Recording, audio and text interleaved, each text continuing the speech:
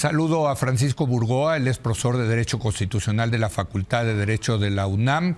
¿Cómo estás, Francisco? Muy buenas noches. Muy buenas noches, Leo, con el gusto de estar contigo. A ver, vámonos paso a pasito. Lo primero que hay que explicar, que nos tienes que explicar es, entran una serie de amparos, llegan a la Suprema Corte en materia eléctrica, los ve la segunda sala, ¿no? Uno de los ministros le piden que se excuse, entonces ya en lugar de 5 tenemos 4. ¿Es correcto? ¿Hasta ahí voy bien? Perfecto. Se consolidan los amparos para una sola discusión y quedan empatados. 2 a favor de dar el amparo y 2 en contra.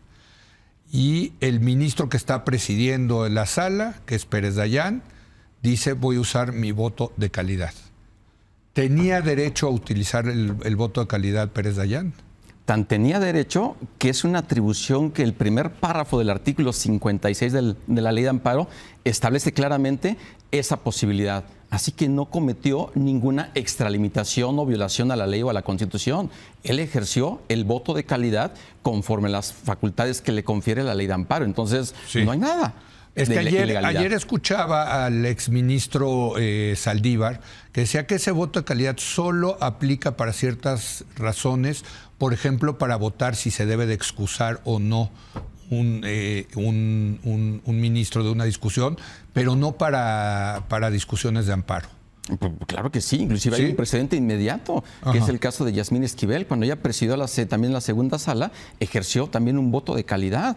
Sí. La Corte emitió una tarjeta informativa en donde puntualmente hizo la explicación haciendo referencia al precedente de Yasmín Esquivel. Pero entonces el voto de calidad aplica para todos los casos que se discuten en una sala cuando están empatados. Hablamos de un amparo en revisión, claro. Sí, por supuesto. O sea, ahí sí tú no tienes duda no tengo ninguna duda. Jurista que eres. Así es, el caso de Arturo Saldívar, bueno, se respeta su opinión, pero definitivamente no la comparto. Ahora, otra cosa que decía Saldívar ayer es que debieron de haber traído a un juez de otra sala o mandado este caso a pleno, donde igual lo hubieran ganado, pero que eso hubiera sido mucho más ortodoxo que lo que pasó. ¿Tú qué opinas? Bueno, se trataba ya de darle una celeridad para resolver este asunto. Y como comentaba, el propio primer párrafo del artículo 56 de la Ley de Amparo establece esa posibilidad de que ejerza el voto de calidad. ¿Se pudo haber tomado un camino distinto? Indudablemente. Se pudo a lo mejor haber sometido a la votación ahí de los integrantes del Pleno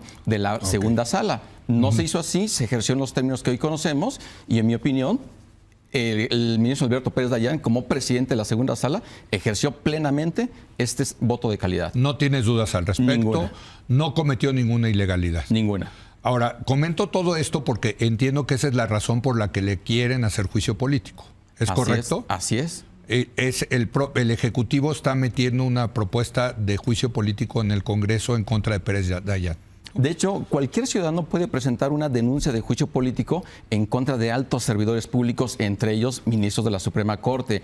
La semana pasada ya diputados de Morena ya dijeron que lo van a presentar. Formalmente todavía no presentan esta denuncia de juicio político, pero ya vino la amenaza, ya vino esa intimidación hacia el ministro Alberto Pérez Dayán. Y de hecho el presidente de la República también ya dijo que él está de acuerdo en que este juicio político se lleve a cabo en contra del ministro Alberto Pérez Dayán por extralimitación, porque está favoreciendo No lo pidió intereses. el Ejecutivo, esto lo están promoviendo los diputados, digo, para que quede claro. Así es, diputados de Morena, pero el presidente ya dio su visto bueno, entonces bueno. Esos no se mueven sin telefonazo de Palacio Nacional, ¿no? Definitivamente, Leo.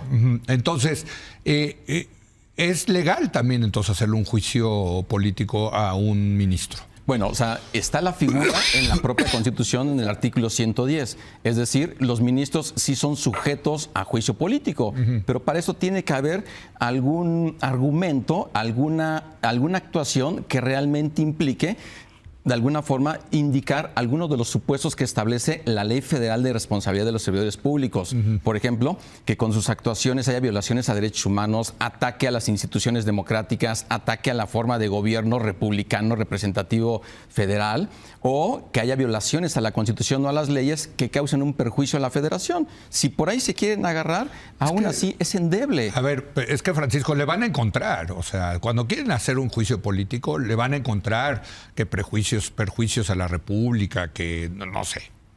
Son tan vagos esos conceptos, ¿no? Que van a decir que sí traicionó a la República o a la patria, ¿no? Bueno, aquí hay un punto importante. En esta legislatura hay cerca de 20 juicios políticos que se han presentado y tendrán que desahogarse primero los que ya están en la fila. Mira, está en eso contra es importante. Claro, está en contra del fiscal Gers Manero, por ejemplo, entre otros más. Sí. Entonces, la sección instructora, Sí. que es la junta que estudia previamente lo que son todas las denuncias de juicio político, primero tendría que estar resolviendo. Si resuelve lo que es esta sección instructora, esta junta que le conforman 4 diputados, si es que consideran que hay elementos, tienen que enviarla al Pleno de la Cámara de Diputados. Sí. El Pleno podría convertirse en un órgano de acusación y si aprueba esa acusación por un voto de una mayoría absoluta, 50% más uno. Más uno. Ajá. Entonces, ahí tiene Morena los votos junto con sus aliados. Sí lo tendría. Lo tendría. Pero primero tendría que resolver los que están en la cola.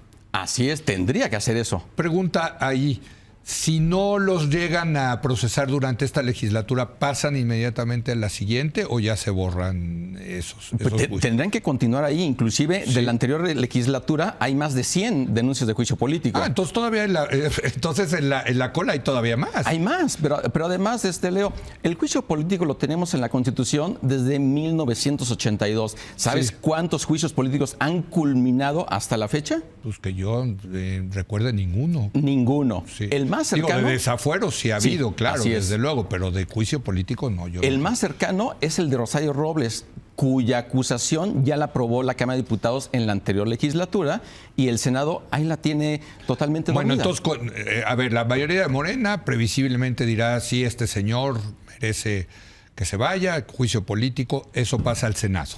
Así Cuéntanos es. qué Y en pasa. el Senado tiene que convertirse en un jurado de sentencia, pero ahí la votación es una mayoría calificada. 2/3 partes que Morena y sus aliados no tienen. No tiene. Entonces, ahí llegaría el asunto. Por eso el de Rosario Robles ahí ha quedado. Sí. Porque no tienen los votos para poder aprobar. Ahora, de llegarse a aprobar, de culminar un juicio político, ¿cuál sería la sentencia? Destitución del servidor público e inhabilitación hasta por 20 años para ocupar un cargo público. Ese es el castigo, digamos. Así es. Ahora, por lo que me dices, pues yo creo que Pérez Dayán puede dormir tranquilo. No veo que ni tengan los tiempos, ni le den los tiempos, ni le den los votos para que le hagan juicio político. Pero creo que sí es un mensaje importante, ¿no, Francisco? Absolutamente. Inclusive desde el año pasado también ya han comentado que han presentado denuncias de juicio político en contra de los 11 ministros por no acatar el tema de la remuneración, por violar la Constitución. Entonces, son amenazas que una y otra vez está haciendo Morena para estar tratando de atacar o de intimidar a los ministros de la Suprema Corte. El caso de Alberto Pérez Dayán, yo creo que ni siquiera hay que decírselo, él duerme tranquilo. Es así que vimos el mensaje que dio impecable en el Teatro de la República para defender la función judicial, el poder judicial de la y la Constitución. Claro. Gracias, Francisco. No sé si tengas algo más que agregar, pero creo que ya quedó suficientemente claro, ¿no? Pues no, simplemente pues estar atentos a lo que ocurra, pero al final hay que defender la Constitución y la división de poderes. Totalmente de acuerdo contigo. Gracias, Francisco. Francisco Burgoa, gracias a usted por habernos acompañado. Muy buenas noches.